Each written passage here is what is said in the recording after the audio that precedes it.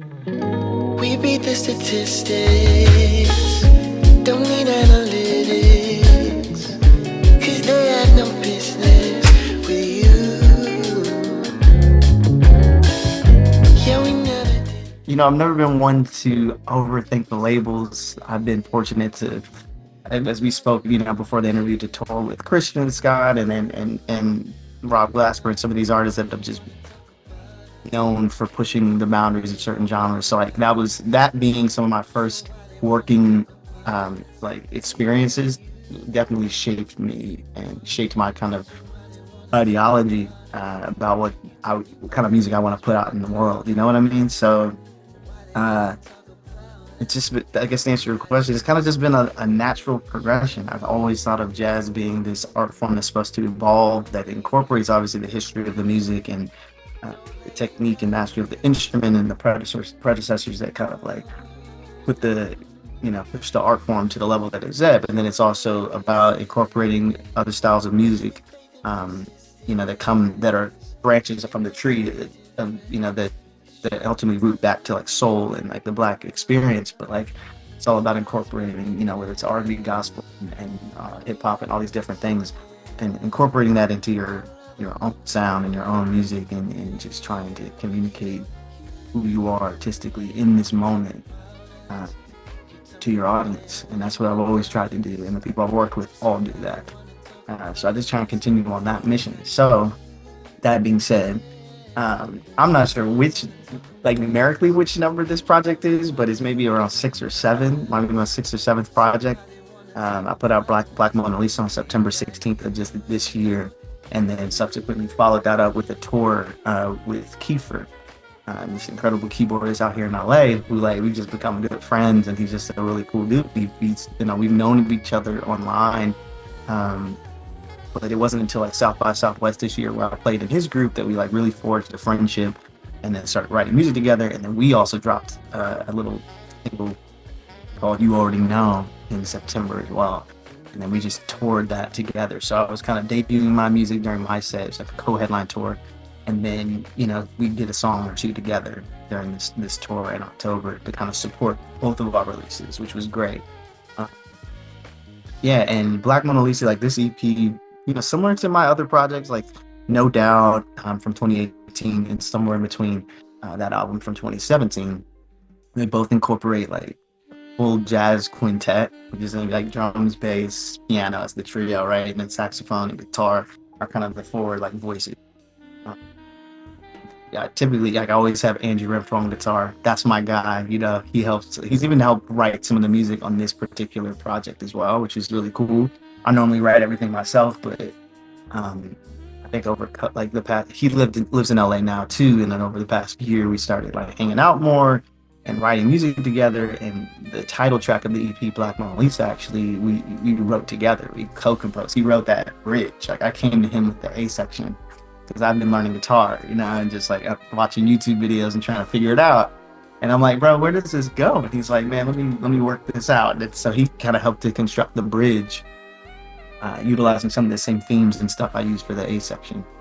And I don't know, we just have a deep musical kinship where he understands where I'm going and I understand where he's going, and because we have an understanding of where we come from, and we have some of the same heroes. We both love Coltrane, we both love Monk, you know what I mean. We both love some of the same artists, so he can literally finish sentences for me musically, and it's dope.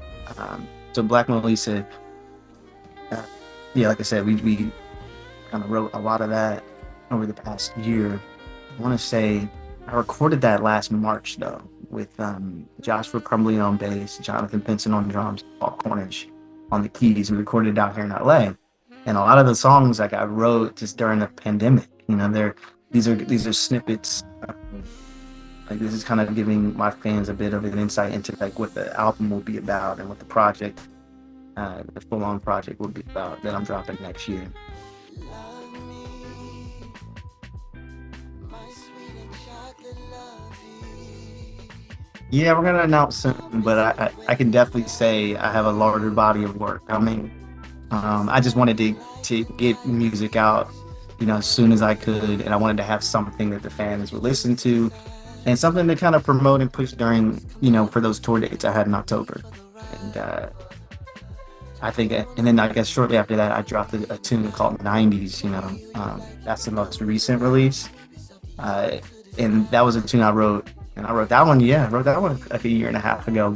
And I sent it to Masego. He loved it. He was like, "Bro, this is sick." So he ended up writing his own tune over it too, which was cool.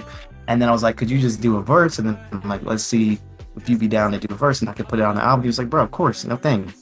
It all kind of started with a conversation about just relationships, and we were just hanging out at his house out here in LA, and and he's very much still single or whatever, and I'm like, I'm married, got a kid, we're just catching up, and just how our lives are like is very very different in that regard.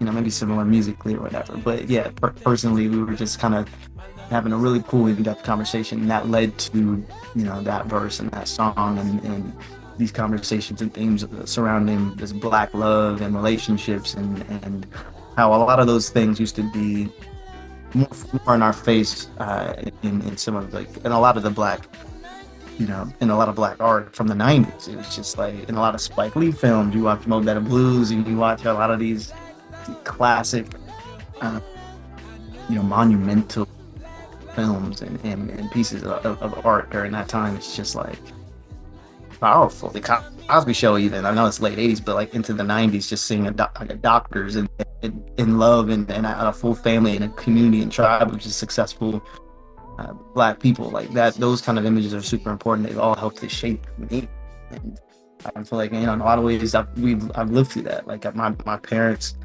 they've been married for like 30 something years. I got three brothers. They raised us well. We've all been fortunate to have nice, successful, careers thus far. And two of us are married with kids, and it's just a blessing. And I know a lot of that is due to just their planning and their prayer, and this plan that they've just set forth for us, as a family. And I'm just like eternally blessed, so like that's another one of those themes I just wanted to put into the music. It's in '90s, it's all throughout this record. That's what Black Mona Lisa is really about. Is this masterpiece and this dream that they had for us that we're living out. My parents are from rural Mississippi, and their dad's house is much larger than this room. And I think they've since torn it down, but it's like from very meager, beginnings, and it's a blessing to be where we are. That's not what most of me. So.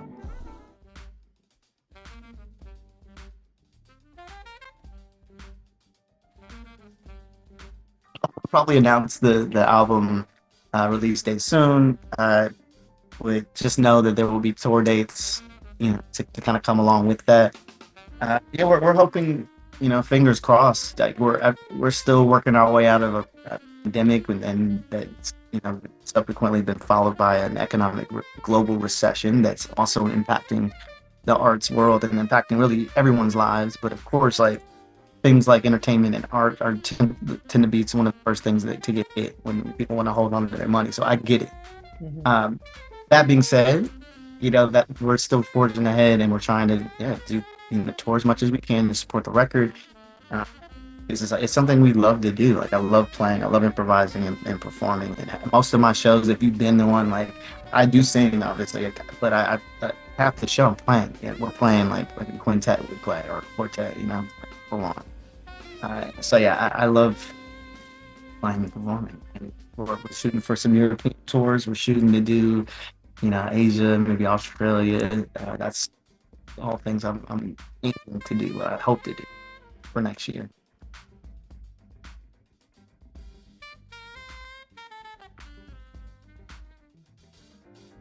Yeah, man, I want to work with Kate Trinata. I feel like we got to do a tune or a remix or something. Me and Terrace Martin have been like hanging out a good bit. Terrace has been cool. Like I think I'm playing one of his mouthpieces he gave me. He's like a collector of saxophones and mouthpieces and all that shit. So he was like, "Bro, just take these Myers and go try them out." So like we've been hanging out more, and we want to work on some music together. I do want to work with Rob on something too, even though I know we've played together on stage. Um, it's not the same as like in the studio, so like I'd love to do that. Anderson .Paak I'd love to collaborate with, And I'd love to get in a room with Pharrell too. That would be crazy. I don't know how or what, but that'd be fire. Let's see. And then I don't know.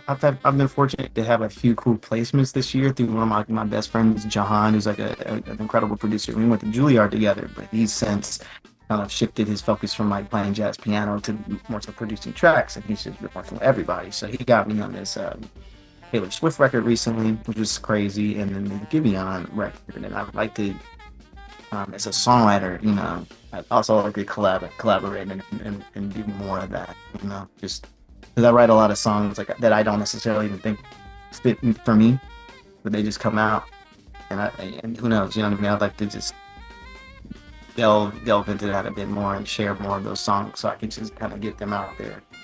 Shout out to my family and my community of musicians and peers that inspire me and push me to just kind of keep creating. Shout out to Fusicology for having this platform to uplift music and art that I love. And a shout out, to my team over at Network doing what they need to be doing. It's great. I'm very appreciative. I've been independent for a long time.